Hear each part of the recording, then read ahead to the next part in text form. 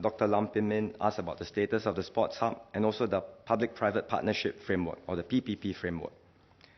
I would say that the PPP has enabled the government to tap on private sector expertise, not just in building, but also operating the Sports Hub. So the risks of the project are shared with the private sector.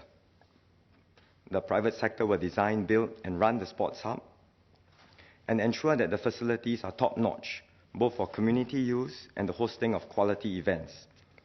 The private consortium that's operating the Sports Hub Private Limited, has assured us that the stadium will be ready to host events from June this year. Members also asked for an update on the progress of the Sports Facilities Master Plan, and for community-based facilities in particular.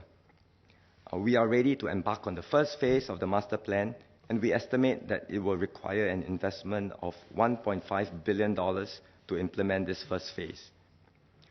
Phase 1 will include a mix of new facilities as well as rejuvenation of existing ones with innovative new features. So let me share some of the facilities we have in mind for Phase 1. These are just some examples. First, the existing Ang Mo Kio Swimming Complex. We hope to redevelop this into a Ang Mo Kio wet play field, like you see here in this slide. We are studying the possibility of introducing modern wet features, such as an adventure sports pool with a floating playground. This is an existing facility which we hope to rejuvenate. There are also new facilities, and we have several in the pipeline. I will share some examples. One is the Punggol Regional Sports Center. There's a picture of how the Punggol Regional Sports Center will look like. It will be integrated with Punggol's waterways and co-located with the Safra Clubhouse. You can't see the clubhouse in this picture. It is to the right of the swimming pool. So it's adjacent to the swimming pool, and they will share some facilities.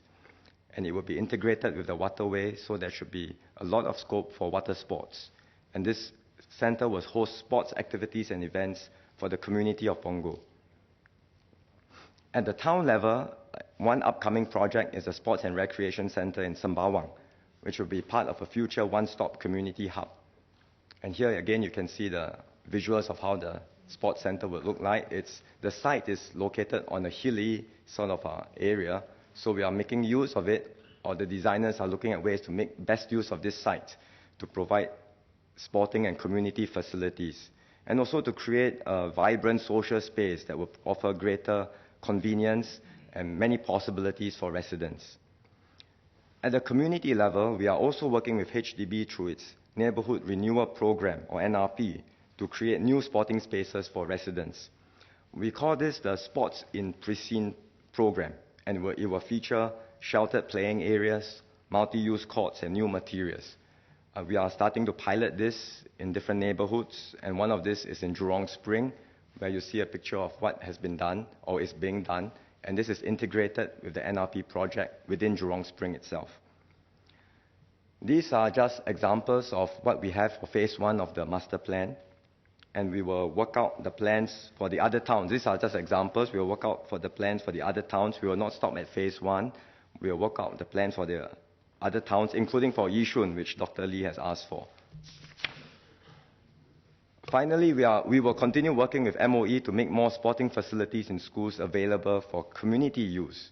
Mr. David Ong, I believe, asked for an update. Under the dual use scheme today, 155 schools have already opened their sporting facilities to the community in the form of school fields and indoor sports halls. And we are continuing to work with MOE to expand the scope of these dual-use facilities. So overall, we are building sporting facilities all over Singapore for all Singaporeans to enjoy. And as we know, we have a diverse community in Singapore, and so our sporting needs are different. We will do our best to balance these different needs and across the various sports.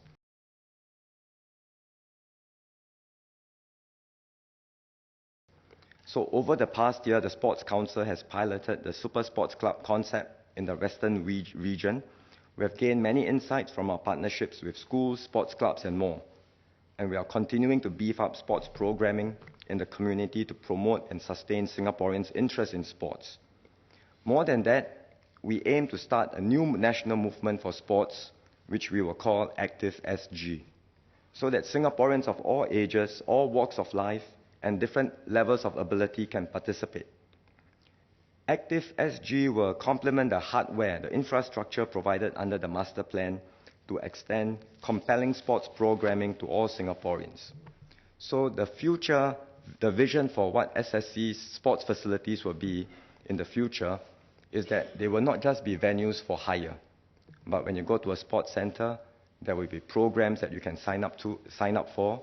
You can learn to play a new sport. You can improve your skill in a sport you already know. You can join a community league so that you can play with friends and make new friends. And to make this happen, we will work with NSAs, corporate groups, and other partners to create these sporting programs together. I believe Active SG will strengthen ties within and between communities.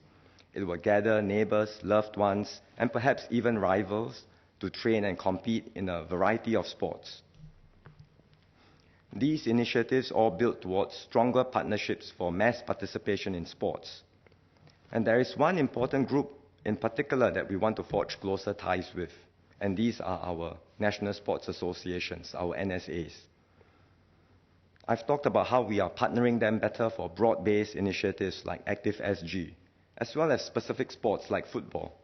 In fact, the Sports Council has started working with NSAs to develop a shared vision for their multi-year sports plans to promote their respective sports. We are also working with them to build up professional capabilities to better serve our constituents.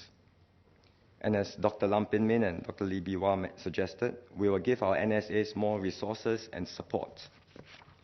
It is not just a question of how much funding, but also how we provide it. We want to give greater stability and certainty for our NSAs to carry out long-term programs.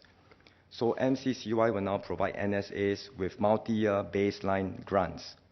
There will be certainty for multi-years, with annual increases each year pegged to the overall budget growth rate. And I hope this will give greater funding certainty to our NSAs. On top of that, MCCY will provide our NSAs with additional funding of $25 million over the next 5 years. This will support innovative ideas to bring the sport to the next level for the community and for Singapore.